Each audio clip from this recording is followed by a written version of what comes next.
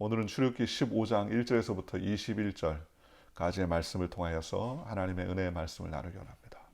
오늘 우리가 읽은 이 15장 1절에서부터 21절은 14장에 나오는 하나님께서 애굽 군대 말과 마병과 큰 군대를 일으켜서 이스라엘 백성들을 추격하고 그들을 사로잡기 위해서 쫓아왔던 애굽 군대가 결국 하나님의 능력과 안으로 말미암아 이스라엘 백성은 홍해수 앞에 하나님의 은혜로 마른 땅 건너듯이 건너가고, 그 다음에 이스라엘을 추격했던 애굽 군대는 오히려 홍해수에 덮쳐서 완전히 전멸당한 사건을 두고 모세와 미리암이 찬양하는 내용입니다.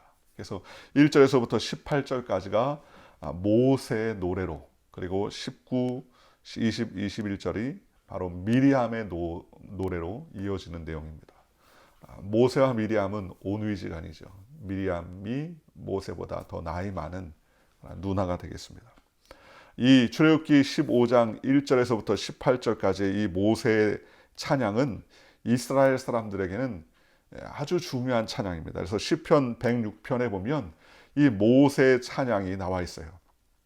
그래서 이 모세의 찬양이 하나님께 영광을 돌렸다는 것을, 그래서 이제는 이스라엘 사람들에게는 모세의 찬양이 아닌 단순히 찬양입니다. 그래서 모세의 찬양임을 누구나 다 알고 있기 때문에 그냥 그것을 굳이 누구를 지칭해서 모세의 찬양이라고 말하지 아니하고 바로 하나님을 향한 찬양하면은 이 출애굽기 15장 1절에서부터 18절에 나와 있는 이 모세의 찬양을 지칭하는 말이다라고 말하면 과언이 아닙니다. 그래서 시편 106편에 그 찬양이 잘 나와 있죠. 어쨌든 이 모세의 찬양을 토대로 오늘 우리가 하나님의 말씀을 은혜 나누기 원하는데요. 이 여호와를 찬양했던 이 모세의 찬양을 우리가 살피면서 하나님의 은혜를 나누기를 원합니다. 먼저 모세는 이 하나님의 찬양을 통하여서 하나님께 영광을 돌렸습니다. 첫 번째 찬양은 바로 하나님께 영광 돌리는 것입니다. 1절에서부터 5절까지의 내용이죠. 이 1절에서부터 5절까지의 내용에 주로 반복되는 내용은 무엇이냐? 내가 혹은 나의 또는 야훼, 하나님, 그라는 단어가 1절에서부터 5절까지 반복적으로 나옵니다. 그래서 1절에 이때 모세와 이스라엘 자손이 노래하여 야훼께 노래하니 일렀을 때 내가 야훼를 찬송하리니 그는 높고 영화로우시며, 그죠? 2절에 야훼는 나의 힘이며 노래시며 나의 구원이시로다. 그는 하나님이시니 내가 그를 찬송할 것이요 내 아버지의 하나님이시니 내가 그를 높이리로다. 야훼는 용사시니 야훼는 그의 이름이시로다. 그러면서 하나님의 이름을 찬양할 때에 누구만 나옵니까? 나의 하나님, 내 하나님, 그리고 야훼, 그는, 그렇게 지칭하는 것을 우리가 볼 수 있습니다. 즉 다른 말로 말하면 우리 예수 믿는 성도들은 하나님의 살아계심을 느끼며 찬양해야 된다는 것입니다. 우리가 어떤 이유에서도 하나님을 찬양해야 되겠지만 우리에게 어떤 특별한 은혜를 주신 하나님, 나를 고통과 고난 가운데서 건져주신 하나님을 찬양하는 것도 중요하지만 모세는 먼저 하나님 되심 때문에 찬양하더라는 것입니다. 그러면서 나의 하나님을 찬양하는 거예요.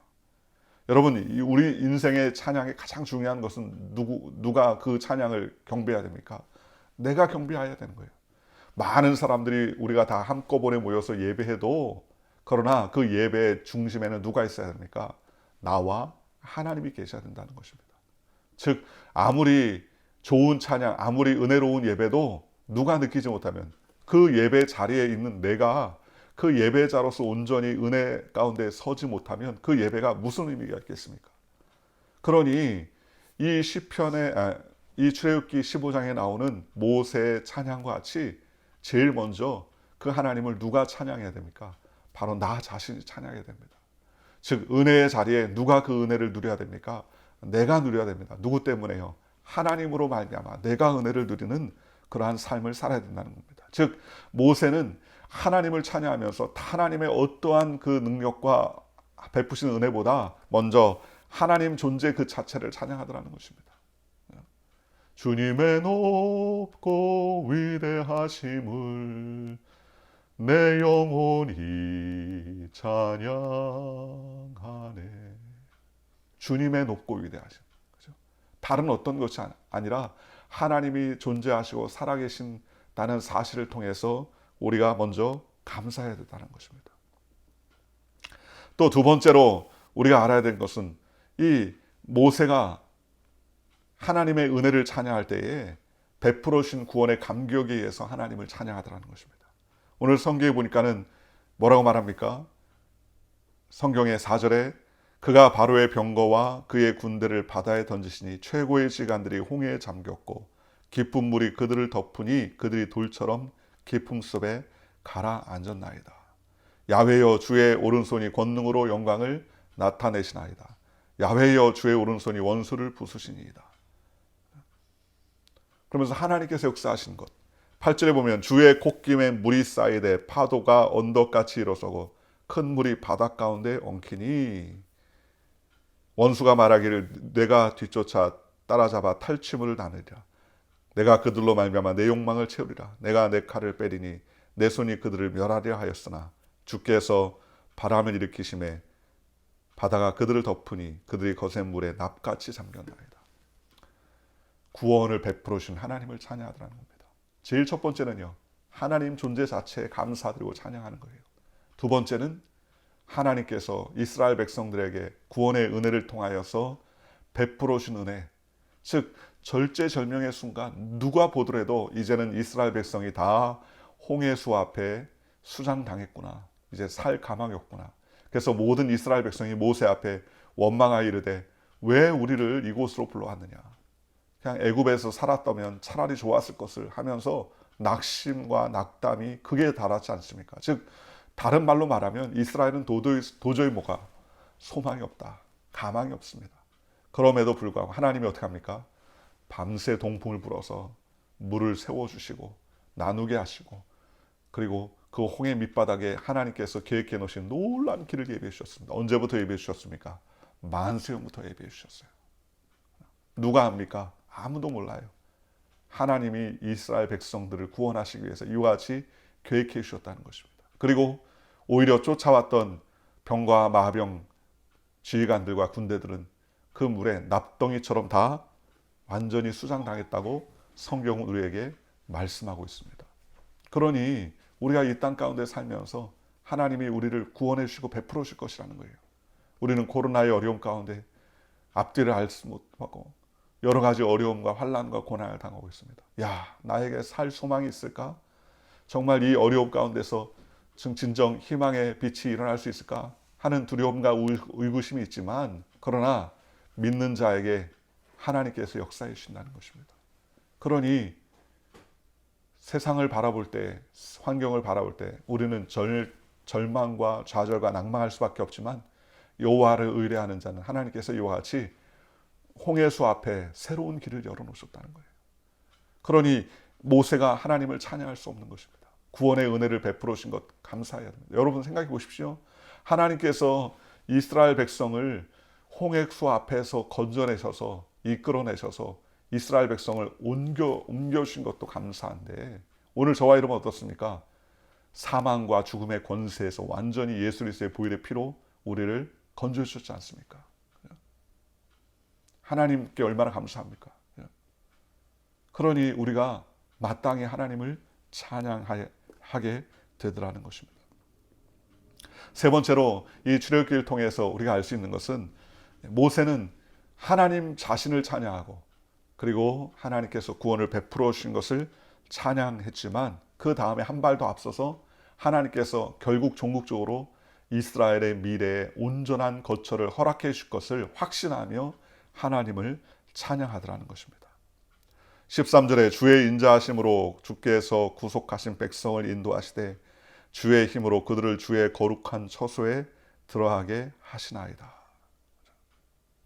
여러 나라가 듣고 떨며 블레셋 주민이 두려움에 잡히며 에돔 두령이 놀라고 모압 영웅이 떨림에 잡히며 가나안 주민이 다 낙담하나이다. 놀람과 두려움이 그들에게 임함에 주의 팔이 금으로 그들의 돌같이 침묵하여 싸우니 야훼여 주의 백성이 통과하기까지 곧 주께서 사신 백성이 통과하기까지 하였나이다. 주께서 백성을 인도하사 그들을 주의 기업의 산에 심으시리다. 야훼여, 이는 주의 처소를 삼으시려고 예비하신 것이니이다. 주여, 이것이 주의 손으로 세우신 성소로소이다. 모세는 하나님을 찬양하고 하나님께서 역사해 주신 일련의 사건들을 가지고 하나님을 찬양하고, 마지막으로 어떤 찬양을 드렸다고요? 하나님께서 이스라엘 백성 안전한 거처 가나안 땅까지 이르게 하실, 미래의 구원을 베풀어 주실 하나님까지 찬양과 영광을 돌리더라는 것입니다. 우리의 찬양과 감사가 어디까지 가야 됩니까? 지금 이 코로나의 어려움과 위협과 고난 가운데서 하나님께서 지켜주실 뿐만 아니라 종국적으로 하나님께서 우리의 장래를 책임져 주실 것임을 고백하고 찬양하는 그 은혜의 자리, 찬양과 감사의 자리까지 나아가야 되더라는 겁니다. 지금은 눈에 보이지 않고, 지금은 손에 잡히지 않고, 지금은 귀에 들리지 않고 칠흑같이 어두워도 하나님께서 종국적으로 이스라엘 백성들에게 가나안 땅을 예비해 주시고, 모세가 말한 것 같이 하나님께서 주의 백성들을 가나안 땅에 심어 주실 때까지 주님께서 인도해 주실 하나님을 찬양하더라는 것입니다. 오늘 이런 여러 가지 환경과 어려움 가운데서도 하나님께 우리가 감사하고 찬양해야 하는 것은 지금 과거의 하나님뿐만 아니라 현재 우리를 인도해 주셨던 하나님, 그리고 앞으로 인도해 주실 하나님까지 하나님께 영광을 돌려야 된다는 겁니다. 하나님은 그 아들 예수를 보내셔서 우리 가운데 몸을 찢고 피를 흘리셨습니다. 과거의 문제도 해결해 주셨지만 오늘 현재 우리의 삶도 붙잡아 주실 뿐만 아니라 장차 우리의 미래에 완전한 삶까지 또 하나님께서 십자가를 통해서 책임져 주셨다는 것입니다. 그러니 우리는 날마다 구원을 베풀어 주시는 하나님께 감사해야 할 것입니다. 또 19절부터 21절까지는 미리암에 대한 찬양입니다. 앞서 언급했던 것처럼 미리암은 모세가 출생했을 때 갈대 상자에 넣어서 나일강에 띄웠을 때 미리암 누이가 바로의 공주에게 내가 이 히브리 아이에게 젖먹일 유모를 찾아올까요? 라고 지혜롭게 이야기해서 모세가 죽지 아니하고 왕궁에서 40년 동안 왕자로서의 삶을 살 수 있었던 그러한 길을 열어줬던 그 미리암 아닙니까? 나이로 볼 때에 지혜롭게 이야기한 것으로 보아 적어도 미리암과는 모세가 5살 이상의 차이가 납니다. 아론과 2살 차이 나니까는요. 그러니 아론보다 나이가 많은 미리암이니 그 미리암이 하나님을 찬양하더라는 것입니다. 그러면서 뭐라 찬양합니까? 바로의 병과 마병이 함께 바다에 들어가매 야훼께서 바닷물을 그 위에 되돌려 흐르게 하셨으나 이스라엘 자손은 바다 가운데서 마른 땅으로 지나간지라. 아론의 누이 선지자 미리암이 손에 소고를 잡음에 모든 여인도 그를 따라 나오고 소고를 잡고 춤추니 미리암이 그들에게 화답하여 이르되 너희는 야훼를 찬송하라. 그는 높고 영화로우시며 말과 그 탄 자들을 바다에 던지셨음이로다. 미리암은 하나님 앞에 쓰임받은 여선지자입니다. 우리가 해야 할 일은 하나님 앞에 쓰임받는 자리에 서야 되는 거예요. 어떤 자리에 서야 됩니까? 하나님을 찬양하고 하나님을 영화롭게 하는 자리에 쓰임받아야 될 줄로 믿습니다.